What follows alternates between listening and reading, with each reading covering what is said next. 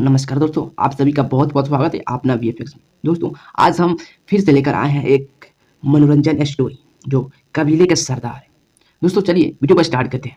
यह वीडियो आपको अच्छा लगे तो जरूर लाइक कीजिएगा और वीडियो को अपने दोस्तों और फ्रेंड्स में जरूर शेयर कीजिएगा। मैं माफ़ी चाहता हूँ कि वीडियो मैं कितने दिनों के बाद बना रहा हूँ और वीडियो थोड़ा लेट है। मैं इसके लिए क्षमा प्रार्थी हूँ। चलिए दोस्तों, मैं वीडियो को स्टार्ट करता हूँ बिना समय समाप्त करते हुए। एक गांव में एक कबीले में एक साधु महाराज रहता था। साधु महाराज जी उस कबीले से चले गए थे, लेकिन फिर कुछ दिनों बाद वहां पे आते हैं और इस बात को कबीले वालों को बताते हैं। लेकिन एक दिन अचानक की साधु महाराज जी कबीले में वापस आए और उन्हें देखकर सभी लोग बहुत खुश हुए। उन्हें ऐसा लग रहा था कि शायद साधु महाराज जी हमेशा के लिए रहने के लिए आ गए, इसीलिए सभी लोग उसका स्वागत करने लगे। साधु महाराज जी उनके पास बैठे और कहा, मैं बहुत दिनों बाद वापस आया हूँ। इसके लिए पीछे एक कारण है। कबीले वालों ने कहा, हमें तो ऐसा लग रहा था कि हमें कभी भी आपसे मुलाकात नहीं होगी। दोस्तों, इस कहानी को आप पूरा सुनना चाहते हैं, इस कहानी को आप पूरा डिटेल में जानना चाहते हैं तो आप इस चैनल को सब्सक्राइब करें, अपना वीएफएक्स को आप सपोर्ट करें और वीडियो को लाइक और शेयर करें। और इस चैनल पर पहली बार नए होंगे तो इस चैनल को सब्सक्राइब करें। चलिए दोस्तों,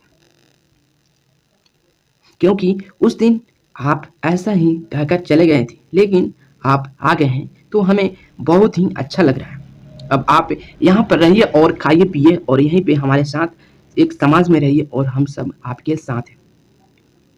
साधु जी महाराज बोलते हैं, मैं एक समस्या के चलते यहाँ पर आया हूँ। जब मैं यहाँ से गया था तो मुझे एक पहाड़ी नजर आई थी। उस पहाड़ी पर रहकर मैंने कुछ महीनों तपस्या की। तभी कुछ लोग वहां पर आए और मेरे पास बैठे।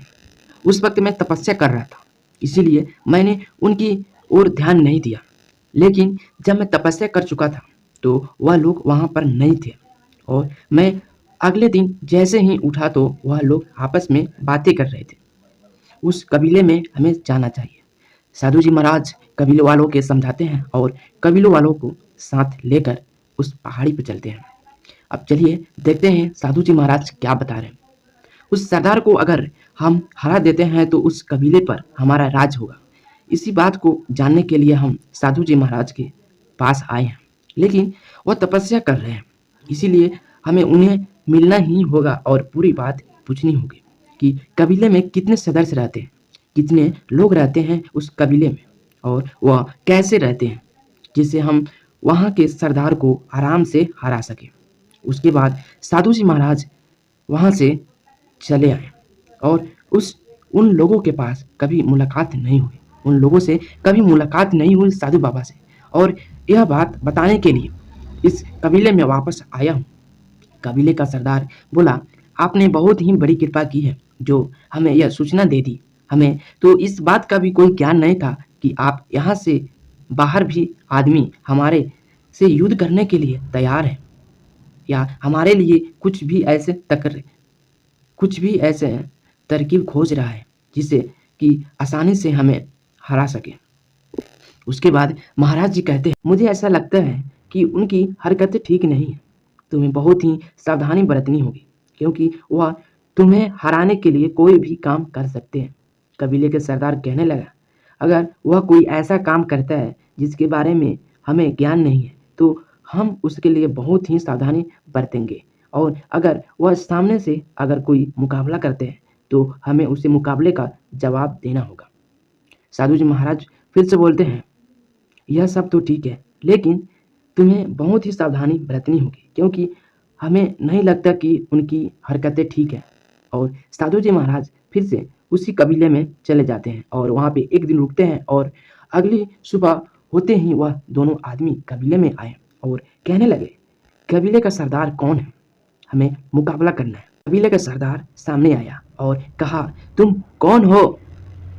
आदमी कहने लगा, हमें से किसी एक को चुन सकते हैं और हमारे साथ मुकाबला करो, लड़ाई करो। अगर हम जीत जाएंगे तो हम इस कबीले पर राज करेंगे। अगर तुम हार गए तो तुम्हें यहाँ से इस कबीले को छोड़कर जाना होगा, इस कबीले का नियम का पालन करना होगा।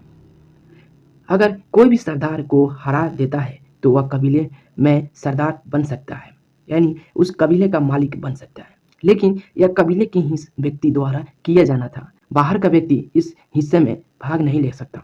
कबीले के सरदार ने कहा कि तुम शायद नियम को भूल रहे हो, तुम्हें शायद नियम को पता नहीं है, तुम अनर्थ कर रहे हो। यह कार्य तभी हो सकता था जब तुम्हारे और हमारे कबीले में होते हैं, लेकिन तुम हमारे कबीले से बाहर हो तो ऐसा नहीं हो सकता। तभी दोनों आदमी बोलने लगे कि तुम हार जाने के डर से ऐसा बोल रहे हो। उसके बाद आदमी कहने लगा कि तुम्हें यहाँ से चले जाना चाहिए। अगर तुम यहाँ से नहीं जाओगे तो इसी सज़ा मैं ज़रूर दूँगा और यहीं पे तुम्हें इस कबीले वासियों के सामने तुम्हें नंगा कर कर दौड़ाऊँगा और बहुत ही गंदी से गंदी तुम्हें सज़ा दूँगा। यहाँ पे इस बात का चर्चा होता है।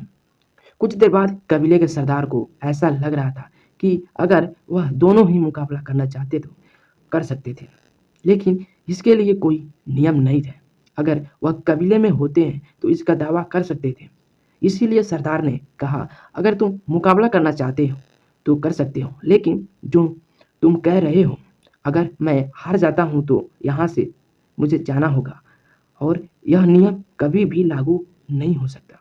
दोनों आदमी कहने लगे कि तुम मुकाबला करो, हार और जीत बाद में देखी जाएगी।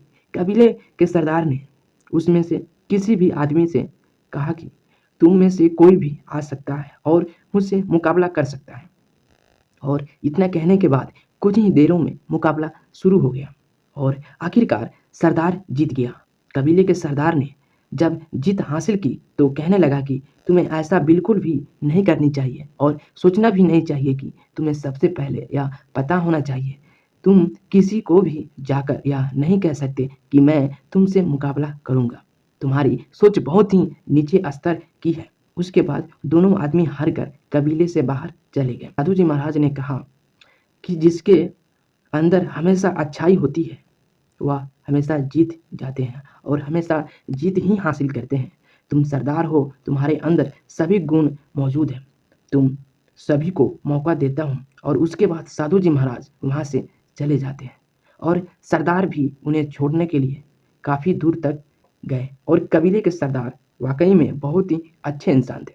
दोस्तों, आपको यह कबीले का सरदार कैसा लगा? आप कमेंट में ज़रूर बताइएगा और साथ ही इस वीडियो को लाइक करना ना भूलिएगा और वीडियो को शेयर कर दें।